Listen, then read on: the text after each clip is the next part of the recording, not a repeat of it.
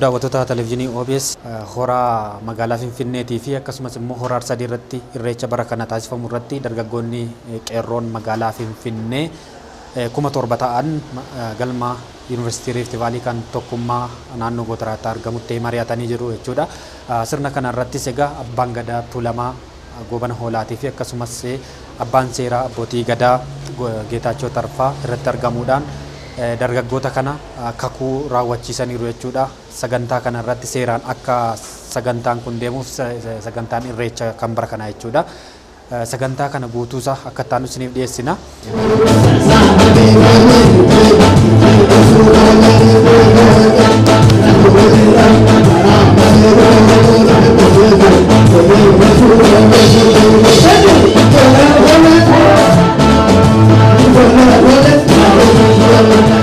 Akka leencaataa akka bofaamoo hatteetaa yeroo baay'ee wanti guddaan uummata Oromoo bira jiru ergii uummanni Oromoo cabee hamma agarraatti jannummaa malee hattummaa hin qabnu.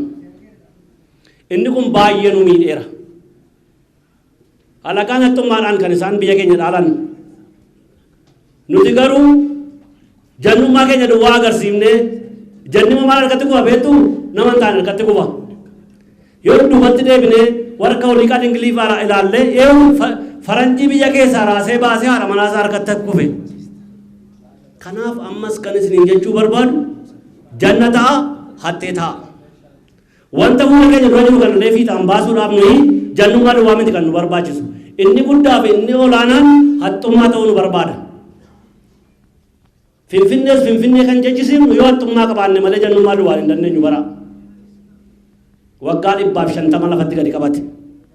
Wanta 150 lafatti gadi boolla keessa gadi qotee hidda isaa gadi fageesse kana baasuufi itti naannofne hattummaadhaan hidda isaa qonnee akka yeroo lafa dha'u isa bukkee jiru hin miinetti lafaan oogechuu baanne ittuma taallee dhiibnee injisina taanaan rakkina guddaa fida. Tokko isa kana baruun nurra jiraata. Oromoon waan hundumaa kan inni fuuldura qabu odaadha. Mallattoon isaa odaadha. Mallattoon isaa odaa maaliif ta'a hoos hin jettanii odaan wanta hamaaf jala hin kaa'u. Waan hamaa of jala hin kaa'u. Waan gaarii duwwaa of jala kaa'a. Waan hundumaa of jalatti hammatee qabee guddisa. Muka isa jala jirullee hin balleessu. Kanaaf waan hamaan yaabbatee irra hin taa'u. Kanaaf Finfinnee kana keessatti harka keenyaan ga'uun odaa taanee hattee taanee Finfinnee kana deeffachuu Waaqayyo hunduma keenya dandeessu. Humni kan keessanii nuyi kunoo isinirraa hin geenyerra qabsoo bara dheeraa ittiin qabnee asiin geenyerra hamma nurkaa fuutu jabaadha. Isa itti kennuudhaaf an dhaabbadhee jira. Kana jedhaa qeerroon hundumti keessan harka wal qabattu waadaan isin galchisa jechuudha. Nuti foorreen naannoo Finfinneedha. Amantiidhaan naannoodhaan utuu waliin qoodiin waan ulfaataa nutti kenname kana bakkaan ga'uudhaaf hin beelofne tuun jedhin qullaa taane tuun jedhin hamma dhumaatti bakkaan ga'uudhaaf qophoofnee kaaneerra. Yoo kana gochuu baane lafeen jaalleewwan qabsoo kanaa jedhanii wareegaman nu haa waraanu. Nu haa waraanu. Amma nuyi ga'ee seeraa feera gadaa eenne garee foolleen tokko ba'uudhaaf waadaa galla. Waadaa kana hoo cabsine irbuu kana hoo cabsine kan facaasne nuuf hin margin. Kan nalchine nuuf hin guddatin. Yoo guddate hin dhagahin. kanaaf kun waa qaqqabu galatooma ulfaadhaa taa akkuma sirni gadaa ayyamuut saba ummatitti qabataa abbaa biyyummaa keenya mirkaneeffataa qabsoo keenya kara waraanatirraa gara diinagdeetti fuula keenya deebisutu nurra jira qeerroon tuulamaa qeerroon finfinnee carraa kanaanis baga rabbi sin gahe jirtu abbootiin gadaa keenya ergaa gurguddaa fi waadaa guddaa nu galchisiisanii amma achi kaa hundi keenya wal taanee tokko taanee tokkummaa keenya cimsina tokkummaa dhuggaan jiraatin wanna barbaanne galma ga'uu hin danda'u kanaafuu tokko taana tokko afaan keenya tokko ta'a yoo tokko taane wanna barbaanne hundaa galma geessisuu dandeenya duratti wanna baay'ee dubbanne hogganaan keessanis anillee dubbadheen jira ikoonomiidha murteessaan ikoonomiidha ikoonomii oromoon naannoo finfinnee irraa qabe kana yeroo gabaabaatti gara biizinasiitti seennee gara ikoonomiitti seennee poolitikaa paartii tokko malee oduun deeggarin oromummaadhaa bichaadha qabsaafne galma hin geenya kan jedhu waadaa keessa kan jiru wanna ta'eef hundi keessanuu nu jabaadhaa sagantaa kana gubbaarratti anillee kan sagantaan kun akka jiraatu naga'e bultii xiqqoo keessa wanna ta'eef itti qophii guddaa goone qophii guddaa kan goonu mileenim addaraashitti achitti wal arginaa sirnuma kanarratti artist Galaanaa Gaaromsaatiif obbo Dinquu Dayyaasaa birrii miliyoona tokko kennaniif jiru jechuudha deeggarsaan jechuudha. Egaa kanaan alattis dargaggoota magaalaa Finfinnee keessa jiran dinagdeedhaan akkamitti akka cimsuun danda'amu irratti tumsinee hojjenna jedhaniiru obbo Dinquu Dayyaasaa. Obboleessa keenya Galaanaa Gaaromsaa nan irraanfadhe wanna ta'eef amma inni nu yaadachiise miliyoonii tokko birrii kennanii.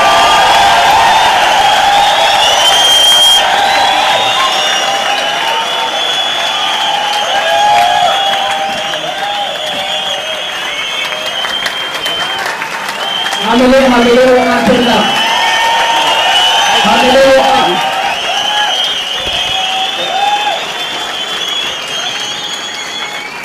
Gootonni keenya Galaanaa bichaa baay'ee jira. Gootota baay'ee jira. Ijoollee baay'ee qabna goota. Nafsa isaanii wareeguudhaaf na wajjin qophaa'an. Namni tokko jiraachuudhaan hin dandeenya. Anamma alatti dirjiti gurguddaa qaba taa'ee jiraachuu hin danda'a. Waa'ee oromummaa garuu dhiiga kiyya keessa jira wanna ta'eef deeggaruu qaba. Deeggaruu qaba.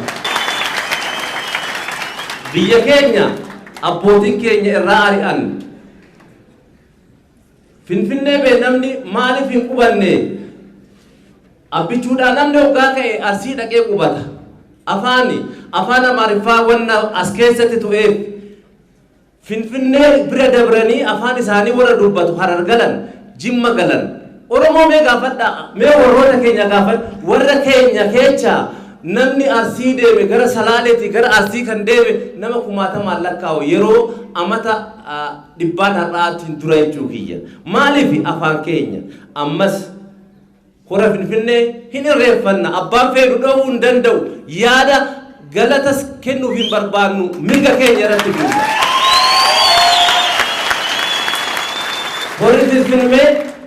Hora Finfinnee kan irreeffannu naannoo adda addaatirraa namoonni wanda dhufaniif qidaamee duruu Finfinnee irreeffatama wanda ta'eef qidaamee asitti irreeffanneet sanbata immoo hora harsadeti irreeffannaa kuni walii gallaa kanarratti immoo eegumsa guddaa kan gootan uffata gaarii isinii qopheechinee jirra kan ittiin addaan itti baatan silxanaa hin kennina. Silxanaa gara hoogganaa keessaniitiin gara hooggantoota keessanii kan duratti dhufanii saniin kennina eegumsa keenya cimsinee sabni keenya oduu gufuun hin tuqin gara manaatitti akka deebi'an hora Finfinneetti irratti hojjechuudha. Mileenim addaraashii irratti isin akkamitti akka qophooftan isin qopheessanii kanumaan nu jabaadhaa tokkummaa keenyaa cimsinu hin tokkoomna tokkoomaa wanni badee yoo badee mee wal dandeenyu wal dandeenyee tokko yaa taanu kanarratti hojjedhaa galatoomaan isiniin jedha.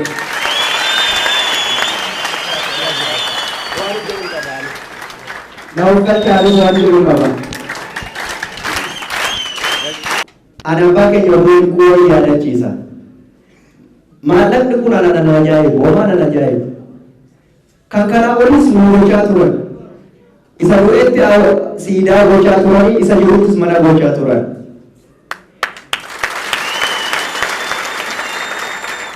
egaa dubannu jettanii waan isaan dhagatan tokko dubbadha galgala tokko nuna waaman nan dhaqe yeroo mana ijoollee kun hunduu gaafa du'u mana kiraa keessaa awwaalama ijoollee keenya maangoo mana kiraa keessaa awwaalamoo qabdu ijoollee kana na awaamiinaan jedha nan gammade humnaa waluu gammade gaafa maqaa tarreessinu nama 24 waan akkasii ta'e anaa keessa na baasaa hin jedhee maaliif baataa jenna manni isaanii mana kooti anaan na baasaa jennaan gammadaniitu nama akka keetiin barbaada bakka deebiinaan jedhan jechuudha gaafa isaan kenna anaan na baasaa hin jedhee hin qabu anis mana kiraa keessa jira kan isaan naa gireessan garuu gammachuu irraa waan ka'eef akkas godhe jechuudha gaaf tokko immoo qarshii 300 qabatanii dhufaniiti jara Ameerikaa si geessitu tokko qarshii kana kennuu miti Ameerikaa si geessitu biyya sana deemtan indeemo oborii ifa manaa godha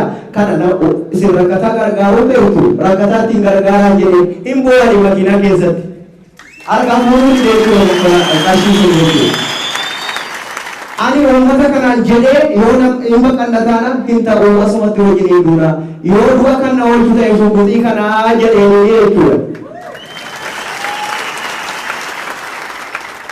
dhiyeenya kana immoo albamii baasuuf hin ture isaan asin turre waliin agarree waliin bilbilee hojii irra jiru Ameerikaan deemanaan jedhan akkasitti albamii baasuufanii jedhee gaafanitti waan barbaadde godhii gaafa si argeessii kennaadhaan jedhan biilboordii magaalaa kana keessatti dhaabne walakkaasaa isaan turuu dhaabe jechuudha kanaafuu nuuf godhan kana malee ani gaa afaan ittiin sin galateeffadhuu qabu Oromoo hunduu galatooma abbaan keenya abbaan duulas galatooma afaan muuziqaatiin sin galateeffadha horaa bulaa jiraadha jechuun barbaada.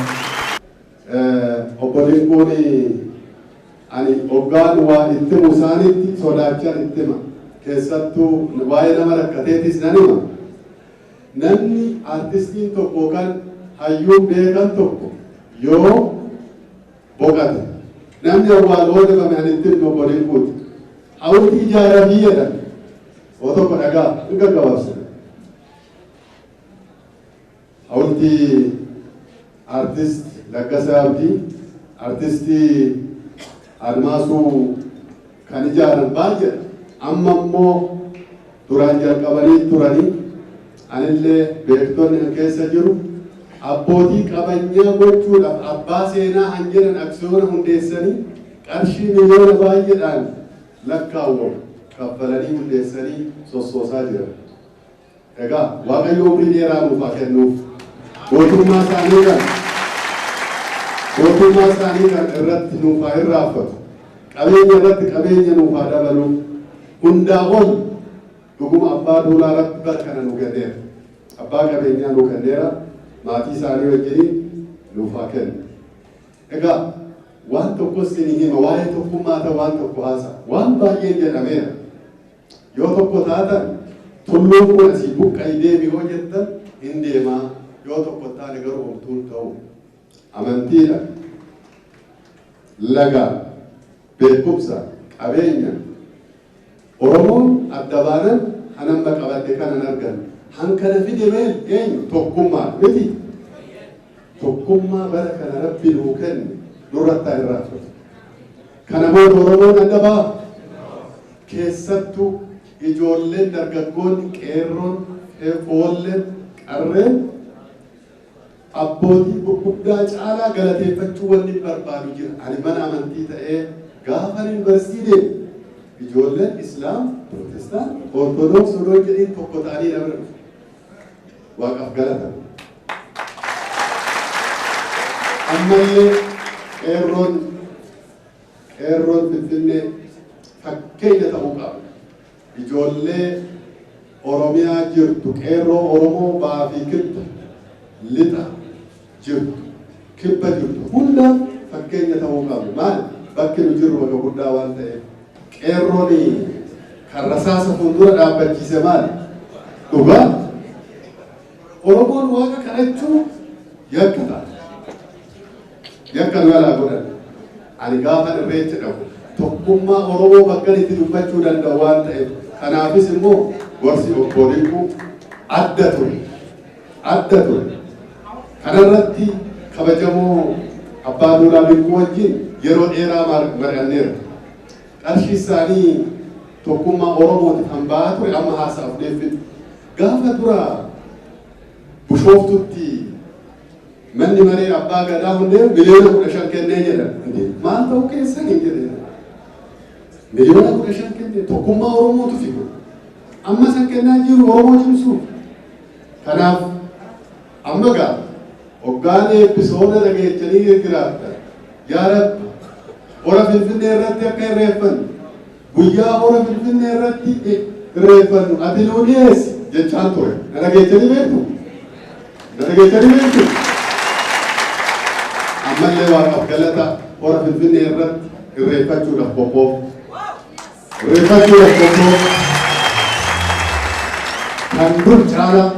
Kan dur caala miidhagee irreeffanna Waaqayyo nuungaa Waaqayyoof galata. Ilmi namaa waa sadii ijaaramuu qaba. Yoo waa sadii ijaaramuu baannee takkaan ijaaramne nuti ni hufnaa beekadha. Humna Rabbii nu hubannee Rabbii nu jaare Oromoon dila kana dhumansarraa hafnee jira. Beekumsa warreen adiin nutti haajaman amma garuu bifa teenyaaf halloo teenyaaf nama nuu gadii akkamiin waa gaafanna faa yoo jette malee nutti haajamaa jiran beekumsaaf. Anaa keessa deemee beeka biyya faranjii namni biraallee numa beeka. Kanaafuu beekumsa keessan itti jabaadha. Jaalala waliif qabaadha. Tokkummaa waliif qabaadha. Dureeyta gawali garagalaa kara hundaanuu akka hoggaa naannooytan diinni keessan fuula keessan isin argu qaba. Irreecha ni godhannaami ni godhanna handhura teenyatti. Yoom akka godhannu immoo biyya abbaan dardaraa murteessineeti isinitti himna. Dhageessanii waan hin jedhe irreecha ni godhannaami ni godhanna. Kanaaf jecha abbootiin gadaa waliin qabamtee as keessa taa'aa jirti. Ni godhannaami ni godhanna. Guyyaa godhannu immoo biyya abbaan dardaraa murteessinee isinii himna. Jecha kiyya isiniif galaami. Ammoo obboleessa kiyya halaalaa'in as harkaa ture abbaa duulaa dinquu ani achiin as harkaa ture. Maqaan isaa baheessa namaa jattiin Oromoon nama akkanaa. Baheessa jechuun maal? Baheessa jechuun nama waa sadi qabu jechuudha. Waa sadeen maal? Hayyummaa takka, arjummaa lama, gootummaa sadi nama Rabbii waliin kanneef baheessa jattiin Oromoon. Kanaafuu karaa ittiin seennu karaa irraa baanu nutu isin himuu ta'a yoo Rabbi jee ni irreeffannaa. Naamusa keessanii obboleeyyan keessan kumaatama isin miliyoonota isin dhufuu taa'u afamtanii fi dachii tanarra diina isaanii irraa eeganii isiniin foolle har'a wanni na gammachiise magaalaa Finfinnee tanii keessaa baqadhe keessatti isinii kana arguu kana ooliin amma du'e amma naa ga'ee jira jechuudha. Kanaafuu akkuma kana jabaadhaa wal qabadhaa waa hunda Rabbii irra nu waasaa. Waa hunda waaqa Rabbii waaqa Oromoo uume irra nu waansa. Jaalala Rabbii nuuf haa kennu. Oromoon jaalalaa waa hunda mootii hijaan waa hunda mootu jaalala teenya waliif qabaannee diina keenya karaa hundaa fuula itti ta'uu qabna. Waan masaraa naqanne tana jabeeffannee tanurraa haftallee itti haa barbaaddannu. Galatoomaan isiniin jaa fixadhee obboleeyyeetti. Yeroo gabaabaa keessatti abbootii keenya qabannee Projekti guguddaa grand projektii miti. Ultra projektii eegalchiisuuf deemaa jira. Ultra projektii hanga xiyyaaraatti, hanga dooniitti, hanga baaburaatti qeerroon keenya hundeessuuf deemaa jira. Baga gammaddan. Kana arguuf ijaaramuun dirqama. Qorachiisaa jirra qeerroon keenya ekspertiidha isiniin jenneerra. Ijaaramni keenya cimaadha. Namu addaan diiguu danda'u kutuu qaba. Hin kukkutanis baay'ee yaalanii jiru. Faala daraamee Finfinnee keessatti akkana xibbaa xibbee kan itti taphachaa jiru qeerroo kana raamilee keessatti hojjetamaa. Eessatti booleedhaa kaasee hanga piyaasatitti kan ba'aa fi gara orgaa jiru qeerroowwan kanneenidha. halkanii guyyaa hojjetanii saamtota qabuudhaan guyyaa guyyaatti rasaasa fi doolaara ciccimaa kan qabaa oolaa jiru isiniidha. Cimsaatoo eegaa magaala tana qabannaan sirriitti tolchinaan biyyi tun nu harka jirti. Magaalli kun nu harkaa waan dhugaan sinitti hima. Hin cabna magaalaa Oromiyaa hundarrattu. Yoo magaalaa Finfinnee irratti injifanne Adaamanis mee Finfinnee fakkaatti jira. Jimmis mee Finfinnee fakkaata garaagarummaa biraan qabu. Diinagdeedhaan saba biraatu irratti ijaarame. Nuti as keessatti taaworii gurguddaa ijaaruuf deemaa jirra. Kana soban jedhina gadaa baankii gaafa eegaluuf deemnu maal deemu kun nuun jedhan abbaan gadaa kinu as jiru.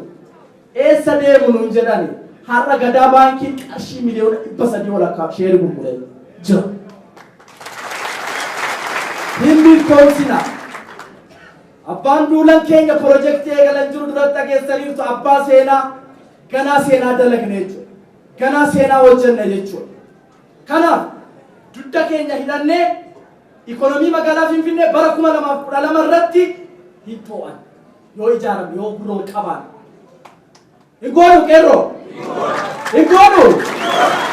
Maqaan kan koo Atanaateos Biqilaa yookaan immoo maqaan qabsoo Abbichuu jedhama. Qindeessaa qeerroo Finfinnee fi akkasuma immoo walitti qabaa kuusaa Finfinnee fi naannoo Finfinnee abbaa duulaa jechuudha. Naannoo kanatti akka waliigalaatitti sagantaan har'aa kun sagantaa qeerroon Finfinnee qopheessedha.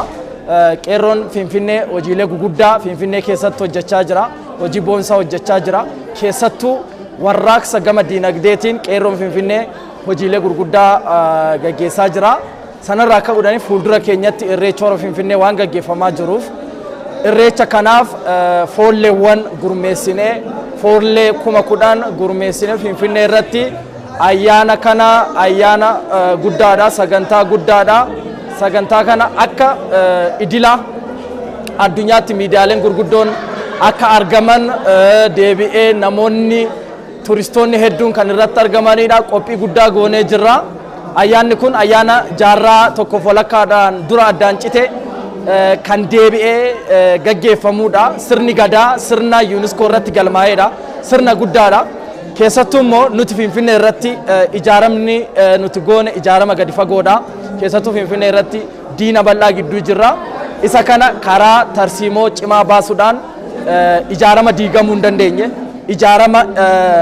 Ijaarama kanaan dura idila addunyaarra jirurraayis muuxannoo fudhachuudhaan keessattuu gareen kun kan ijaaramee jiru garee ekspertii ciccimaadhaan ijaarameedha. Interpreenoorni idila addunyaatti beekaman qeerroowwan keenya ta'anii kan dargaggoota gaanfa Afrikaa gaggeessan kan dargaggoota Afrikaa gaggeessan fooramiiwwan addunyaa guguddaa irratti ijoollee hirmaataniin kan gaggeeffamudha.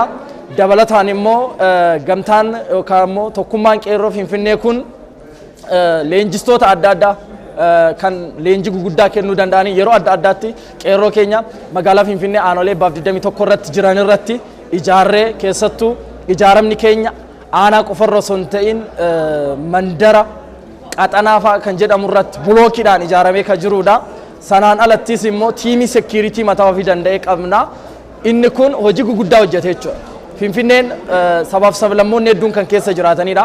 Uummanni Oromoo immoo aadaa isaa keessatti hammachuu beeka, ofitti qabuu beeka. Duudhaa sirna gadaa kana addunyaatti mul'isaa irra jechuudha. Diina dhiibee ofis immoo haala itti deebisnuun deebisaa jirra. Ammas ani amsin qeerroo Oromiyaa irra jiraniif dabarsu maalidha? Irreechaaf simachuuf qophoofneerra naamusa keessan beekamaa sanaan uffata aadaa keessaniin faayamtanii akka uftan sin keessummeessuuf qophii isaa xumurreerra. Foolleen har'a ijaarameera. Abbootiin gadaa waggaa 8tiif foollee gaggeessuu danda'an nuuf muudanii jiru. Kanaaf isin eegaa jirra. Sanaan alas koottaa Finfinneetti galaa isin simannaa haala hin mijeessina. Finfinnee handhuura keenya irratti biyya abbaa keenyatti irratti deebinee tokkummaa Oromoo ni ijaarra. Tokkummaa Oromoo ni cimsina. Diinagdeedhaan Afrikaa miti idila addunyaa hin hoogganna. Kanaaf wantoota kanneeniif akkasiin gara keenya uftan isinin affeera.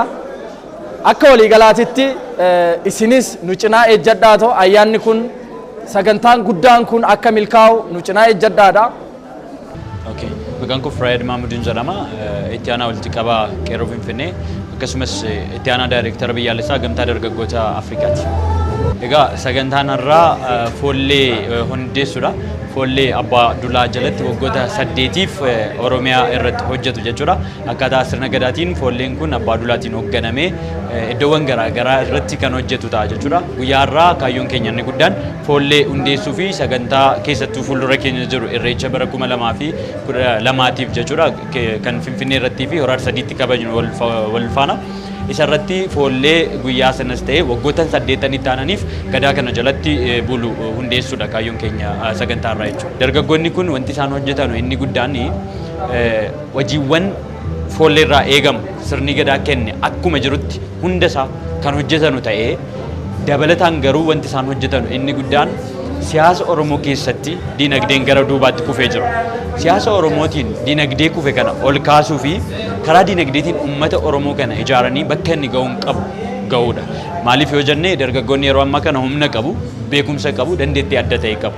Beekumsa, dandeettii fi humna isaanii kana gara dinagdeetti jijjiiruudhaan jireenya uummata Oromoo irratti fooyya'ina guddaa uumuu danda'u jennee waan fudhanneef hojii sirni gadaa kenneef foollummaa isaaniitiin hojjetanu cinaatti hojii kanas kan hojjetanu ta'a jechuudha. Sirni gadaa naannoo kanarra darbee biyya kanaaf akkasumas Afrikaadhaa fi waan guddaa hojjechuu kan danda'udha. Sirna gadaa kana dabarsinee akka Afrikaatti akka beekamu beekamtii guddaa akka argatuu fi darbees biyyattii kana qofa otoo hin taane Afrikaadhaaf waan guddaa akka hojjetu gamtaa dargaggoota Afrikaa wajjiniin taanee hojiiwwan garaa garaa hojjechuudhaaf karoora qabannee jirra jechuudha. Kanas yeroo gabaabaa keessatti kan mirkaneessinu ta'a. Egaa kabajamtoota daawwattoota keenya qeerroon magaalaa Finfinnee kan isaan marii abbootii gadaatii fi obbo Dinquu Dayyaasaa wajjiniin galma tokkummaa kan Yuunivarsiitii Rift Vaalii keessatti kan isaan taasisan kan hangammaa daawwachaa turtan ture. Hanga ammaatti kan isin faana ture qopheessuudhaan Yusuf Warqii isaan ture. Waan nu daawwattaniif galanni keenya guddaadha. Horaa bulaa.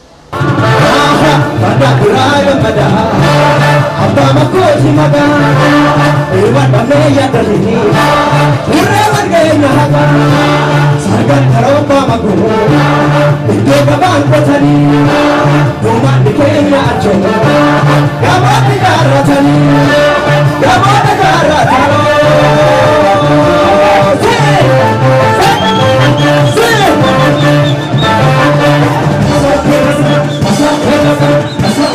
Asal